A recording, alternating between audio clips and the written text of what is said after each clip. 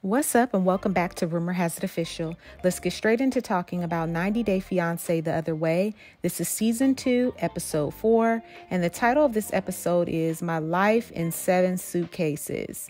Let's start off with Jenny and Sumeet. So Jenny has made it to India 20 plus hours later, and Jenny understands the risk that she's taking, but says that she has 3 requirements from Sumeet. 1, that he gets a divorce. 2, that he has to stop lying to her. And 3, they have to get married or she's done with him. Yeah, right. We'll see about that. We will be ending this season and none of those requirements will even happen. None of them will be met.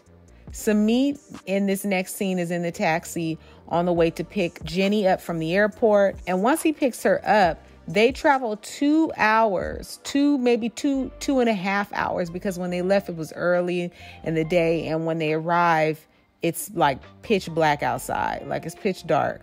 It's crazy. So, like I said, they travel 2.5 hours to the place where they're staying. It's far from his parents. It's out of the city and in the middle of nowhere. Jenny says it's great to be back in India, but that's before she realized that she would be staying 2.5 hours away from the city and in an old abandoned house, as Sumeet puts it.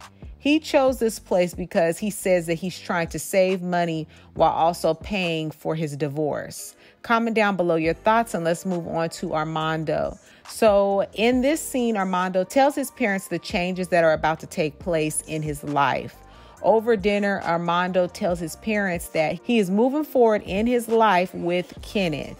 His parents are having a hard time processing and accepting that their son is gay, but obviously they love their son very much. He goes on to tell them that Kenneth is moving there and that they will be living together. His father tells him that he sees him the same, but it's just hard and difficult for them. Now, Armando wants to come and visit his parents, and his mom is open to it, but his father says that he needs time, and time will tell, because Armando, of course, wants to visit his parents, but bring Kenneth along as well. And he wants to feel like if they accept him, that they accept Kenneth as well. So comment down below your thoughts and let's move on to Devon. So Devon is packing up to leave for South Korea, and her mom will be coming along to help Devon get settled. Devon says that it's scary moving because she wants her kids to have a dad and needs Jihoon's help. She says that her biggest fear is that Jihoon won't step up and do what he promised, seeing as he's lied many times before. He lied the first time. Comment down below your thoughts and let's move on to Yazan. So Yazan is preparing for Brittany's arrival and says that he's very excited to start his new chapter with her.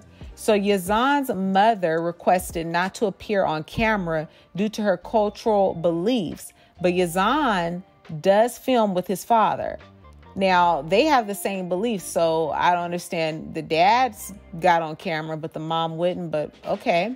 So Yazan says that his family likes Brittany, but they aren't convinced that they're a good match for each other. He feels like the fact that she's coming to Jordan to live, that proves how much she loves him. Yazan talks to his parents about Brittany, telling them that, he'll be picking her up from the airport. And his father says to him, "Did you make sure to do what I told you to?" He adds, "Does she want to convert to Islam?" And Yazan responds, "Yes, I told her about everything." His father later tells the camera crew to be honest. In the beginning, he didn't like the situation, telling his son that Brittany is not good for him. Now, the father just really wants to see if she wants to become a Muslim. Yazan feels his parents are truly trying to accept Brittany, and he says that that's all that matters because he truly loves her. Next, his father brings up the divorce papers, to which are non-existent because Brittany hasn't even filed yet, or I think she filed, but her husband won't sign them. His parents are really forcing a quick wedding, and they don't want Yazan to be just a boyfriend. Yazan, however, wants the time to get to know Brittany and for her to get to know him as well. Comment down below your thoughts and let's move on to Ariela. So Ariela is saying her goodbyes and packing up because in the morning she'll be leaving for Ethiopia. Her mom will be joining her in Ethiopia for 2 weeks to ensure that she will be delivering the baby in a safe and equipped hospital. The next morning, on the way to the airport, Ariela gets emotional saying Biniyam, I believe that's his name, is great, but he can't take the place of her family and dogs. If I was in her shoes, I would have to be selfish and think about my health and what's best for the baby and the baby's health. She has a huge support system, and I wouldn't just take off and leave all of that behind. I don't know. Comment down below your thoughts, and let's move on to Jihoon. So Jihoon goes to meet with his friends before Devon's arrival. He tells them that Devon is coming back and that the house that they'll be living in, Devon is paying for. So Jihoon is still doing deliveries and unable to provide for his family.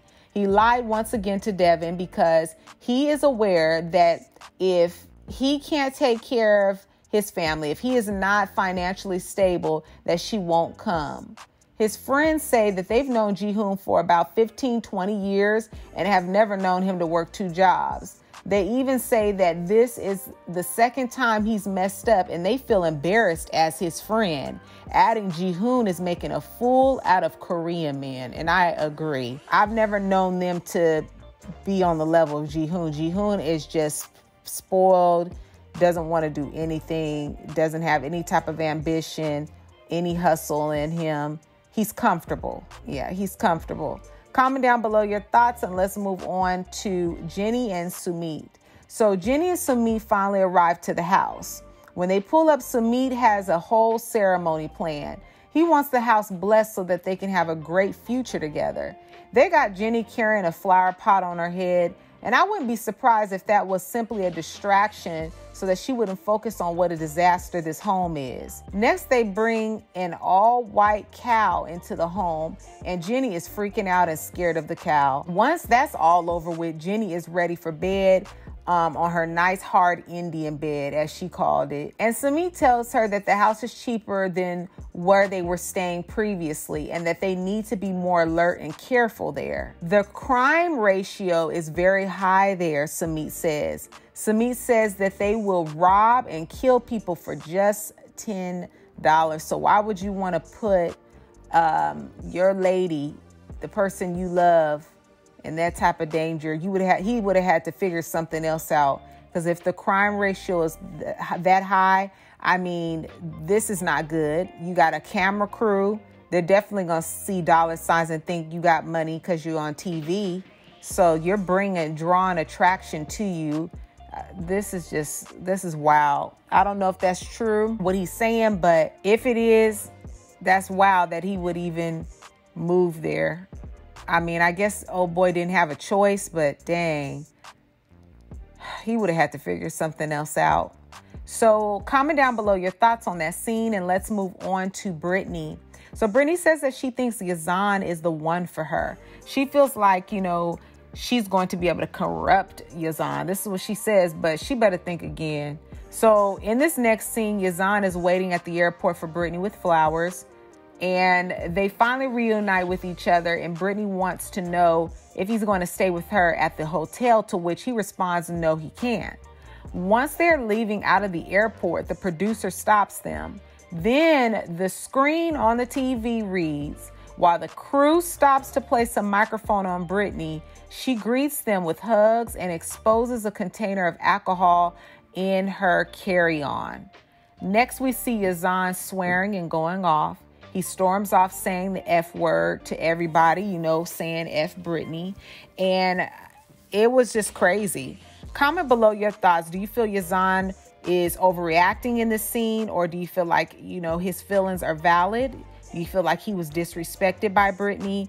The alcohol was in her carry-on. I don't know why it was exposed or why she did expose it out in the open. I'm just not sure what that was all about, but I really want to hear your thoughts. So Brittany says that she is very disappointed in his behavior at this time, and his actions kind of remind her of her ex, but he's not really her ex. He's still considered her husband. And she says if Yazan is going to act like that, then she doesn't want anything to do with him because she feels like she sacrificed so much to be there. And for him to turn around and do all of this, she's not liking it one bit. So I really want to hear your thoughts on 90 Day Fiancé The Other Way. This was season 2, episode 4. The title of this episode is My Life in 7 Suitcases. Comment down below your thoughts on each one of these couples. Don't forget to give this video a big thumbs up and share it with a friend who also loves watching 90 Day Fiancé The Other Way. Don't forget to subscribe and hit the bell so you'll be notified on the next time I make an upload. And I will catch you all in the next video. Peace.